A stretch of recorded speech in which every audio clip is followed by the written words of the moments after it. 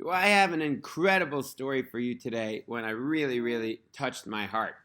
So, Rabbi Tzvi Pesach Frank was a very, very famous halachic authority, and he had a little shul that he ran. And one day, a random man walks into the synagogue, and he's wearing shorts. He's got a little kippah and a long beard. And he asked the rabbi, can I be the Chazzan? Can I lead the prayers? So Tzvi Pesach Frank says yes. And he leads the prayers. And after the service, the students of the rabbi come over and say, Rabbi, it's a mefurish Shulchan Aruch. It's an explicit Jewish law where it's written that the prayer leader is not supposed to wear shorts. He's supposed to have pants. It's considered a time of a way of showing respect for God. So how could you, such a renowned, obviously he knew the halacha, how could you allow this man to lead the services? And Rav Frank said, listen, I saw the man, and I realized if I would have said, no, you can't lead the services, I could have, God forbid, turned him farther away from God. And I decided, you know what?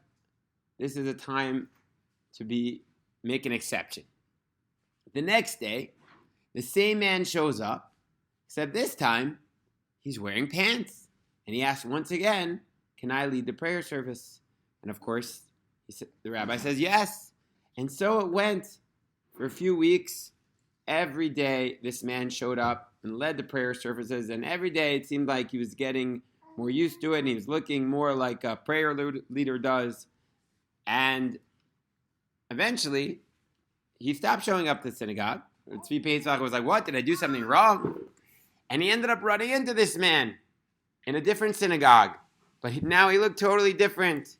He looked like a yeshiva guy. And he was leading the prayers there. And so Tzvi Pesach said, did I do something to hurt your feelings? Why did you stop praying in our synagogue? Tell me the story. So he explained the following story. Unbelievable story. This man was born to a religious family, but he himself grew up in a non-religious kibbutz, and he was not keeping Torah and mitzvahs at all. But on the day that his mother is passing away, she calls him over and says, please, please do me a favor. Say Kaddish for my soul. Go to synagogue and say Kaddish. And the man says, listen, I'm not religious.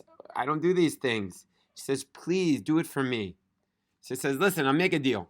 I'm going to show up to synagogue.